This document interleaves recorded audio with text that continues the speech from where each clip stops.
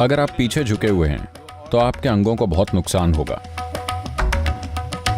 किसी और पोस्चर के बजाय इस पोस्चर में आप कहीं ज्यादा समय तक रह सकते हैं। यह आपके लिए सबसे आरामदायक है। आपकी अपने शरीर और अपने मन को इस्तेमाल करने की क्षमता जबरदस्त रूप से बढ़ जाएगी।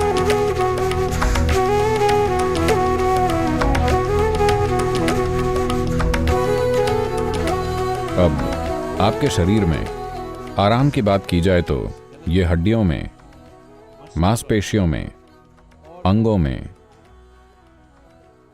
और ऊर्जा में होता है। अब अगर आप बस आराम कुर्सी में बैठें तो आपकी मांसपेशियां आराम में होंगी, पर आप देखेंगे कि अगर आप आराम कुर्सी में बैठें तो आपके जोड़ों में हमेशा दिक्कत होगी। क्या आपने इस पर गौर किया है? एक काम करिए, आप कार में ट्रैवल करिए इस तरह की एक रिक्लाइनिंग सीट में। आप देखेंगे कि आप बुरी तरह थक जाएंगे जब तक आप वहां पहुंचेंगे।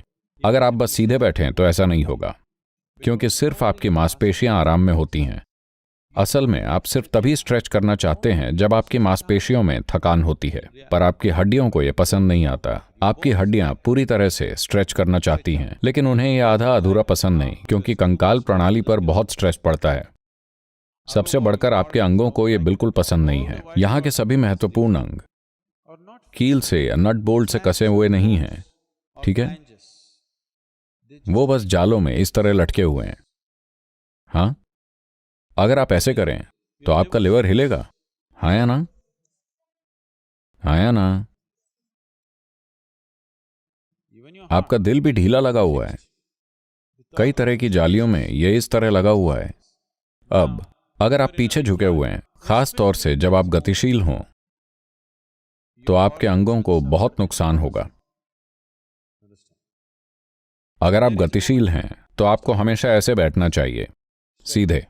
तब आपके अंग एक बेहतर स्तर के आराम में होंगे।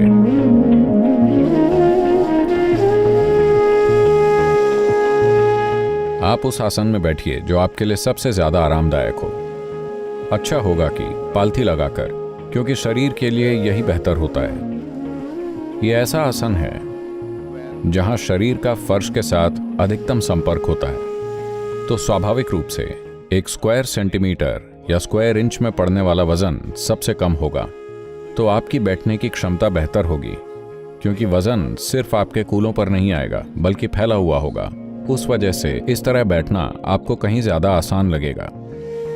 पालथी लगाकर बैठने का उद्देश्य यह है कि अगर आपने अपने शरीर को अच्छी तरह से तैयार किया है तो असल में यह सबसे आरामदायक चीज है जो आप कर सकते हैं। किसी दूसरे आसन की तुलना में इस आसन में आप ज्यादा समय तक रह सकते हैं, बस इसलिए क्योंकि अधिकतम संपर्क हो रहा है, यानी कि आपका वजन बटा हुआ है। उस वजह से आप अच्छी तरह से बैठ सकते हैं।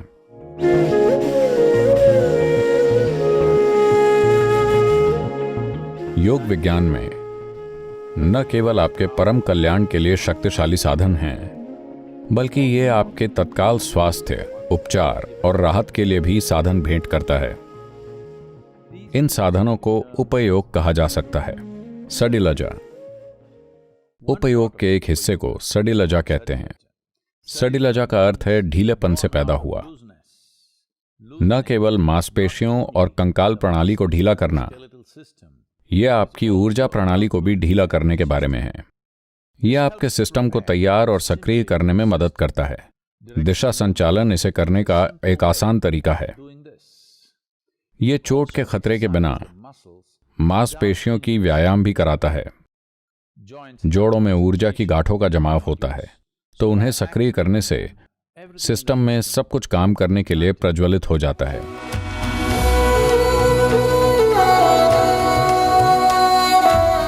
इन तीन सामग्रियों का आपकी सांस, आपके विचार और आपकी जागरूकता, in the right combination, if you use them, you will see slowly a little bit of distance arises between you and your body. अगर आप इन्हें सही तालमेल में इस्तेमाल करें तो आप देखेंगे कि धीरे धीरे आपके और आपके शरीर के बीच थोड़ी दूरी बन जाएगी। अगर आपका शरीर और मन और आप एक दूसरे से दूर खड़े हो जाएं, तब अचानक आप पाएंगे कि आपकी अपने शरीर और मन को उपयोग करने की क्षमता जबरदस्त रूप से बढ़ जाएगी।